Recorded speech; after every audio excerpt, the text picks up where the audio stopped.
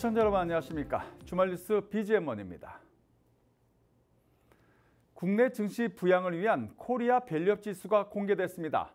기업들 간의 희비가 교차했는데요. 하지만 지수 포함 여부보다 실질적인 기업 가치 제고 노력이 더 중요할 것으로 보입니다. 한상현 기자입니다.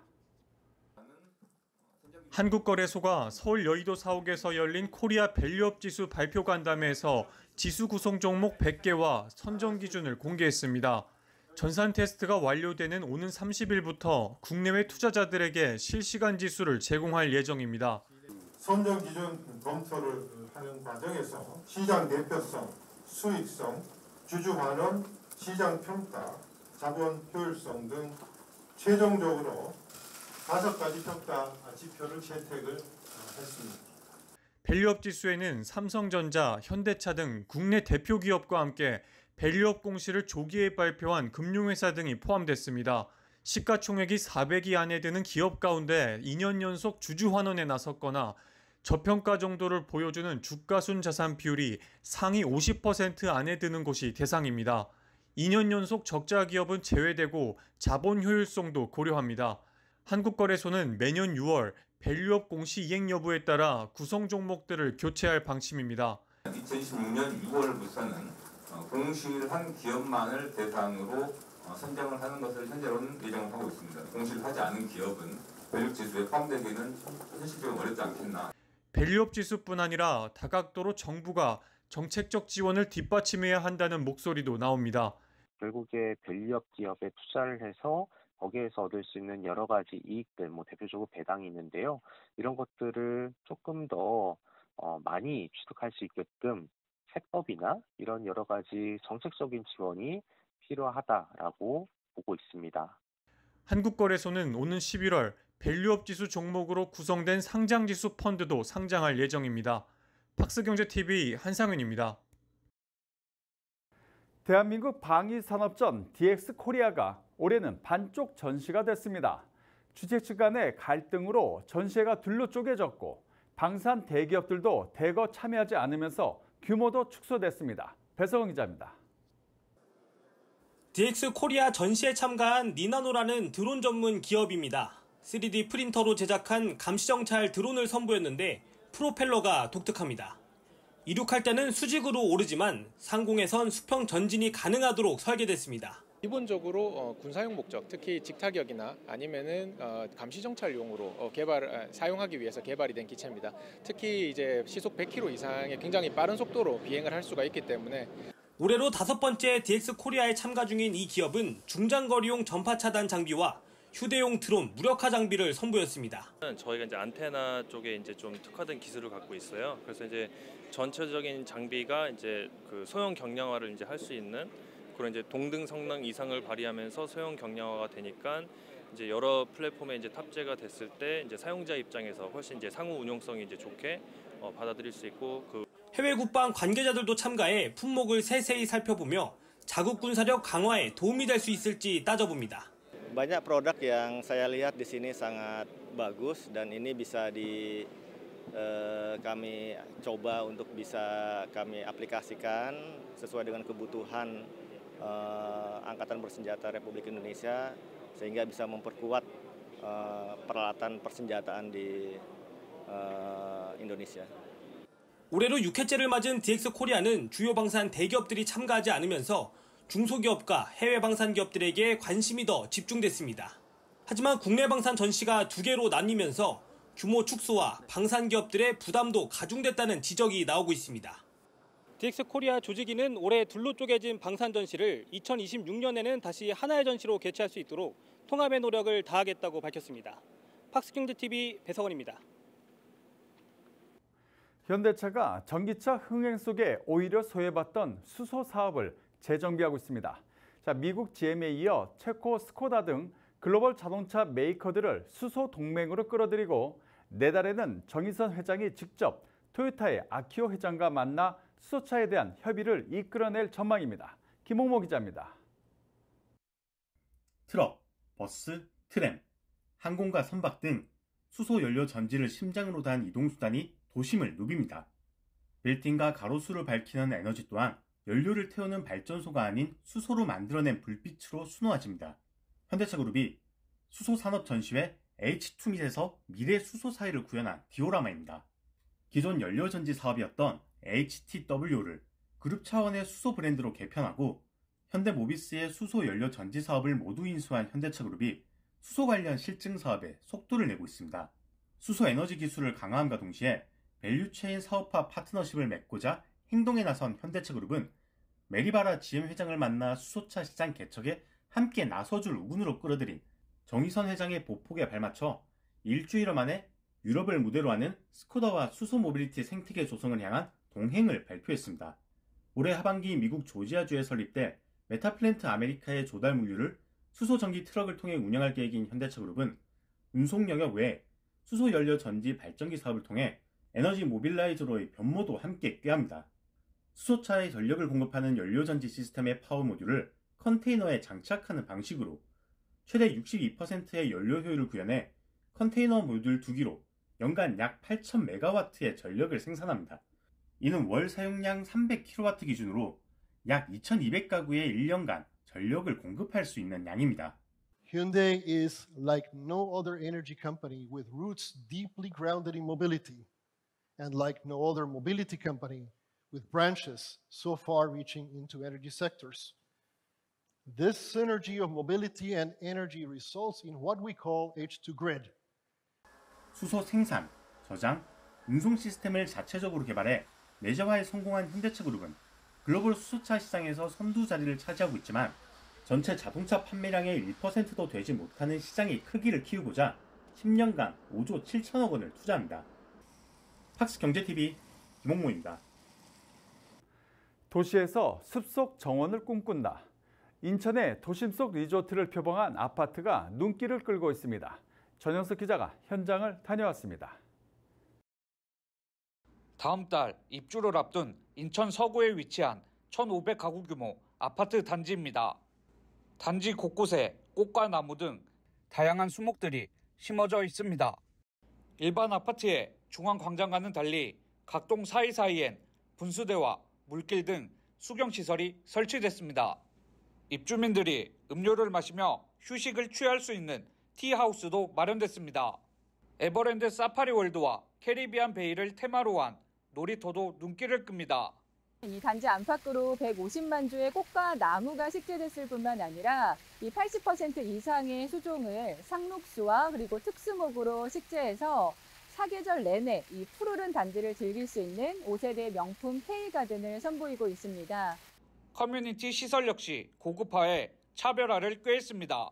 6성급 실내 수영장과 30m 길이의 복층형 인도어 골프 연습장, 게스트하우스 등의 시설을 이용할 수 있습니다. 아침과 점심, 저녁 식사까지 아파트 내에서 모두 해결할 수 있는 것도 장점입니다. 동시개봉작을 볼 수 있는 영화관이 준비가 되어 있고 아라뱃길에서 요트 투어를 즐길 수 있는 마리나 서비스까지 함께 제공됩니다. 이같이 리조트형 아파트를 선보인 도시개발회사 DK아시아는 리조트 특별시 프로젝트를 인천에서 진행합니다. 총 3단계로 진행되며 약 123만 평 부지에 36,500여 가구 공급을 계획하고 있습니다. 민간이 주도하는 도시개발 사업으로는 최대 규모입니다. 4,800여 가구가 공급된 1단계 구역은 지난해 6월 입주를 완료했습니다. 현재 진행 중인 2단계 구역은 총 2만 1,313가구, 3단계 구역엔 1만 382가구 규모의 리조트 도시를 구현할 계획입니다. DK아시아가 그리는 리조트 특별시의 완성된 모습은 어떨지 궁금합니다. 팍스경제TV 전형섭입니다. 지구 관측용 인공위성 제조기업인 루미르가 다음 달 코스닥 시장에 상장합니다. 루미르 X라는 자체 개발한 인공위성을 우주로 쏘아서 지구 관측 데이터 판매로 매출 확대를 노리고 있습니다. 배석원 기자가 보도합니다.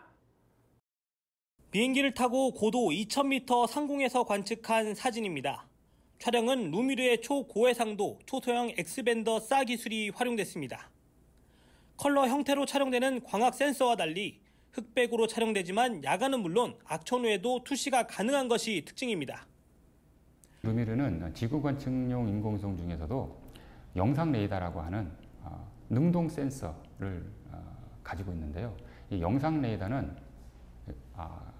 다른 광학 센서에 비해서 주야간, 즉 낮이나 밤이나 그리고 전천 후 비가 오나 눈이 오나 태풍이 부나 항시 지구 관측 데이터를 획득할 수 있는 큰 장점이 있습니다. 루미르는 자체 개발한 인공위성을 쏘아 올려 위성을 통한 데이터 판매로 매출을 올린다는 계획입니다. 미국 우주기업 스페이스X를 통해 2026년 루미르 X 인공위성 1기를 쏘아 올리고 2030년까지 모두 18개의 인공위성을 운영하겠다는 계획입니다.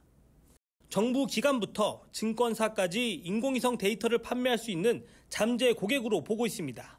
그 재난 상태를 즉시 파악하려는 것은 그 능동 센서인 이 영상 레이더만이 유일한 해법입니다. 그래서 해외에서도 많은 보험회사들이 이 영상 레이더를 사용하는 계획을 찾고 있고요. 근데 궁극적으로 저희는 증권회사에서 저희의 데이터를 많이 사용할 거라고 예상하고 있고요. 해외에서는 이미 그러한 그 움직임이 있습니다.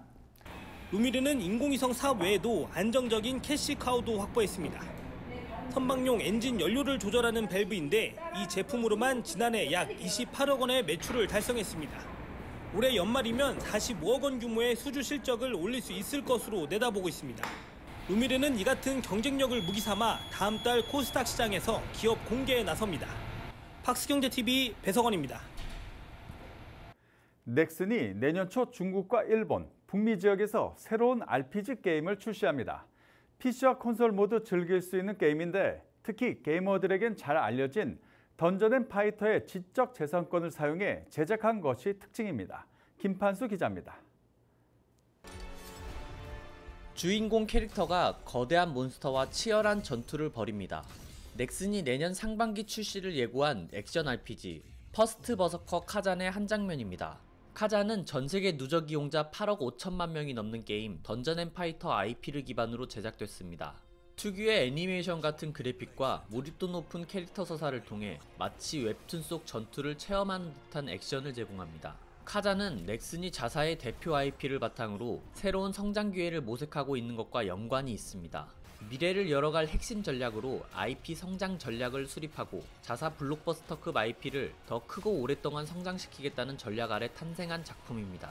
이정원 넥슨 대표는 지난 3일 일본 도쿄에서 열린 캐피털 마켓 브리핑에서 지난 30년간 고도화된 라이브 운영 역량을 바탕으로 꾸준한 성장을 이뤄올 수 있었다며 이를 기반으로 IP 성장 전략을 통해 다시 한번 큰 도약의 발판을 마련하고 글로벌 시장에서 색다르고 즐거운 경험을 선사할 수 있도록 최선을 다할 것이라고 전했습니다. 각 지역의 문화에 맞춘 하이퍼 로컬라이제이션 전략을 통해 서구권과 일본 시장에서 두 자릿수 이상 성장을 기록한 또 다른 대표작 메이플 스토리의 경우도 마찬가지입니다. 넥슨은 블록체인 기술을 적용한 메이플 스토리 유니버스 프로젝트로 IP 생태계를 확장해 유저와의 접점을 넓히는 새로운 시도를 이어가고 있습니다. 당수하는 IP를 하나 발굴해서 거기에서 벌어들이는 매출이라든지 그다음에 고객들의 충성도나 그 기업에 대한 어떤 이른바 팬덤 이런 것들 재활용하기에도 굉장히 좋고요. 그 넥슨 같은 경우에는 이제 그 자체 검증 시스템이 잘 운영되고 있고 그다음에 노하우가 있기 때문에 승산이 있다라고 보는 게 아닐까 저렇게 생각이 되고요. 넥슨의 전통 IP를 활용한 신작 전략이 글로벌 흥행으로 이어질지 주목됩니다. 팍스경제TV 김판수입니다. 정비사업 수주 4조 원, 이건 현대건설이고요. 수주 4조 7천억 원, 이건 포스코 ENC입니다. 자, 지난해에는 현대건설이 1위였는데 자, 올해는 어떨까요? 두 기업의 경쟁이 치열합니다. 전영석 기자가 보도합니다. 1조 6천억 원 규모로 서울 재개발 사업 최대어로 꼽히는 한남 4구역입니다. 정비사업 수주 1위를 두고 경쟁을 펼치는 포스코 ENC와 현대건설의 격돌이 예상됐지만 포스코 ENC가 입찰에 참여하지 않는 것으로 알려지며 맞대결이 무산됐습니다. 포스코 ENC는 연초부터 1조 원대 사업을 수주하며 정비사업 1위 자리를 지키고 있습니다. 지금까지 수주한 정비사업지는 11곳, 총 4조 7,191억 원에 달합니다. 지난해 달성한 4조 5,938억 원을 이미 넘어섰습니다. 5조 원을 돌파할 수 있을지도 관심사입니다. 창사 이래 최대 수주 실적이기 때문입니다. 현대건설은 이달 대우건설과 구성한 컨소시엄을 통해 부산 4구 괴정 5구역 재개발 사업을 수주하며 포스코 ENC 추격에 나섰습니다. 현재까지 6곳을 수주했으며 수주액은 4조 257억 원입니다. 올해까지 정비 사업에서 5년 연속 4조 원의 벽을 넘어선 겁니다. 현대건설은 서울 신반포 2차와 미합 9-2구역, 부산 연산 5구역 등 다수의 대형 정비 사업 수주를 겨냥하고 있습니다. 포스코 ENC를 제치고 1위로 올라서면 6년 연속 정비 사업 수주 1위 타이틀을 거머쥐게 됩니다. 업계에선 하반기 대업급 사업지에서 시공사 선정을 앞둔 만큼 수주를 따내는 건설사가 올해 정비 사업 1위를 굳힐 것으로 보고 있습니다. 대형 건설사 위주로 그 사업성이 우수한 지역에서 수주 물량을 확보하여 차별화된 그 물량을 확보하는 것이 예상되고, 아무래도 반포, 개포 등과 같이 사업성이 우수한 지역에 더 경쟁이 집중될 걸로 보입니다. 포스코 ENC와 현대건설 중 어느 건설사가 1위 자리에 오를지 관심이 집중됩니다. 팍스경제TV 전형섭입니다.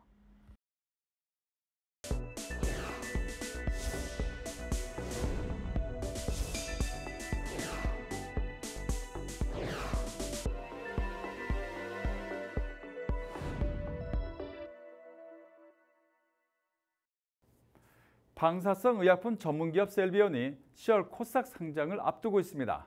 회사는 국내 전립선암 치료제 시장을 타깃하고 있는데 2026년 국내 매출 300억 원을 목표로 하고 있습니다. 김권 대표를 김효성 기자가 만났습니다.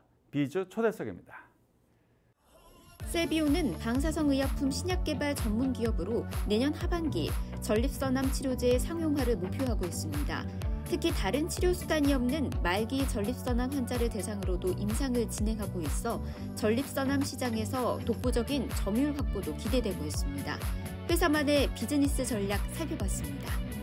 현재 PSMA 표적 세라노틱스 전립선암 치료제 신약 개발에 주력하고 있으며 국내에 진행 중인 임상시험 이상에서 치료약물 루테튬 177D굴의 임상적 유효성과 안정성을 조기에 확인하였고 2025년에 식약처로부터 조건부 승인을 받아서 출시하고자 하고 있습니다. 당사는 신규 방사성 의약품 개발 경험을 통해 축적된 핵심 기술을 확장하여 펫 진단제 및 고형암 세라노틱스 신약 파이프라인을 확대 개발 중으로 방사성 의약품 분야에서 지속적인 성장 동력을 가져가고자 하고 있습니다. 저희들이 개발하고 있는 PSMA 표적 치료제는 전이가 된 암에서도 굉장히 좋은 효과를 나타내고 있습니다. 저희들이 개발하고 있는 전립선암 치료제는 이 PSMA를 타겟으로 하는 표적 항암제입니다. 그래서 말기 전립선암 환자에게 있어서는 굉장히 좋은 치료제가 아닌가 생각을 하고 굉장히 좋은 평가를 받고 있고 시장에서 많은 기대를 받고 있습니다. 저희들이 이제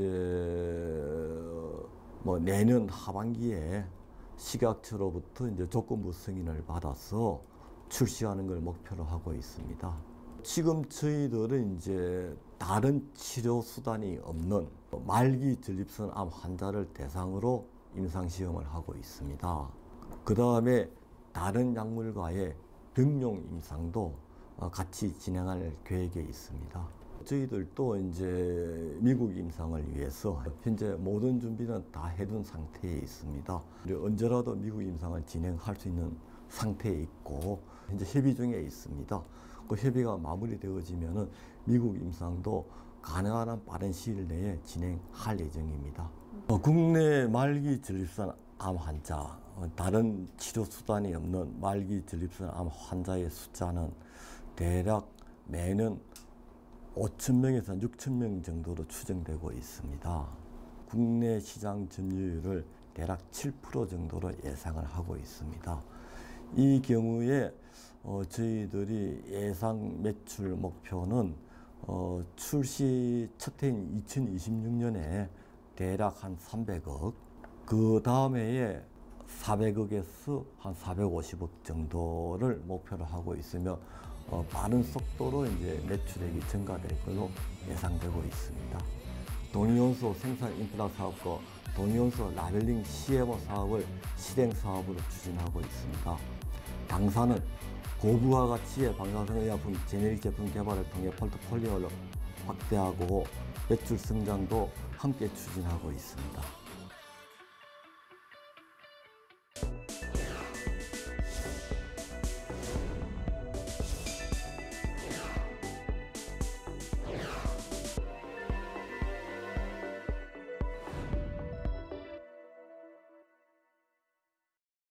올해 인도 증시가 강세를 보이면서 인도 투자 상품에 대한 관심도 높아졌습니다.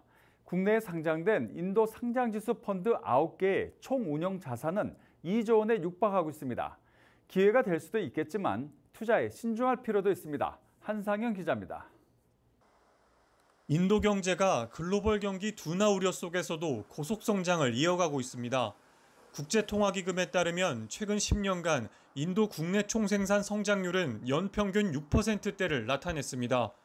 그러자 인도 증시에도 자금이 대거 유입되고 있습니다. 이제 인도 주식형 펀드에도 자금이 특히나 올해 많이 유입이 되고 있고, 올해 제가 알기로 국내에 이제 인도 투자하는 주식형 펀드가 한 32개에 총 한 1조 2천억 원 정도 자금이 몰리고 있고요. 그리고 인도 관련 ETF도 올해만 4개가 추가로 상장이 되면서 총 9개 인도 관련 ETF가 투자를 하실 수 있는 상품들이 있고, 이 9개 ETF 전체의 순자산 합산 금액이 한 1조 9천억 정도 되거든요.